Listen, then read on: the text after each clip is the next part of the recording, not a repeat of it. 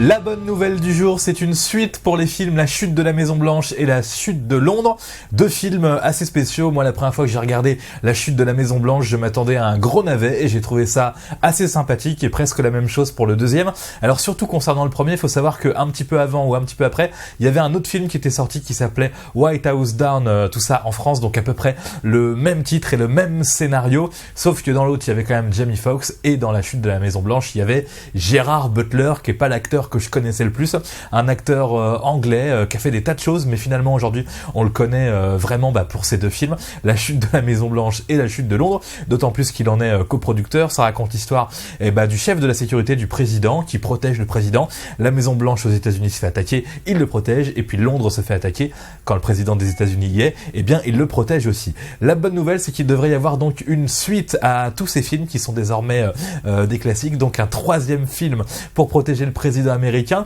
qui devrait s'appeler Angel Falls Down. Alors je ne savais pas, mais Angel c'est le nom de code de Air Force One, donc en français le film ça devrait tout simplement s'appeler La Chute de Air Force One, et on va suivre encore Gerard Butler en train de sauver une fois de plus le président. Alors on a envie de dire, les films sont corrects même si c'est des gros navets à la base, mais qui finalement ont de la personnalité. On a envie de se dire pourquoi le studio Millennium s'acharne à continuer ce genre de film, parce que Gerard Butler aime sûrement son personnage, il en est coproducteur, mais surtout parce que les deux premiers films en fait sont des films hyper rentables. J'aurais jamais cru, mais en fait c'est des films qui coûtent pas cher du tout. Alors pas cher du tout, 70 millions quand même pour La Chute de la Maison Blanche, 70 millions de dollars, c'est pas grand chose pour un film d'action américain qui se passe à la Maison Blanche. Il en a rapporté 160 millions de dollars au box-office, et pour le deuxième qui se passe à Londres, ou dans un Londres fabriqué dans des studios à deux balles, il a coûté que 60 millions de dollars pour en rapporter à peu près 190 millions. Donc voilà, des films très rentables, et en plus c'est assez rare, ils font un succès avec le premier film et ils baissent le budget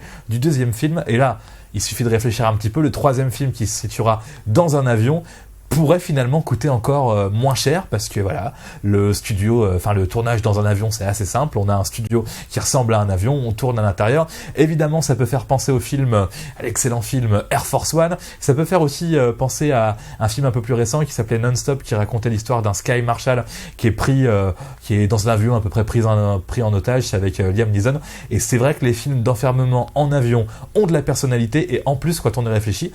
ça coûte pas si cher que ça, donc bonne idée de la part de Millennium Studios, et vivement qu'on voit ça. Là on vient de le voir, notre ami Gerard Butler, le nouveau John McClane. Il y a beaucoup de gens qui disent ça aussi, que Gerard Butler dans ce film où il protège le président est le nouveau John McClane. À chaque fois c'est comme dans Piège de cristal, il est enfermé dans un bâtiment ou dans un lieu et il est quasiment seul contre tous pour sauver le président. John McClane il sauvait surtout sa femme et les autres, mais là Gerard Butler sauve le président, donc vivement ce film qui arrivera dans quelques mois, pas tout de suite puisqu'il n'est pas tourné encore, mais il est lancé au niveau de la production, et il s'appellera, je pense, c'est une supposition, La Chute de Air Force One.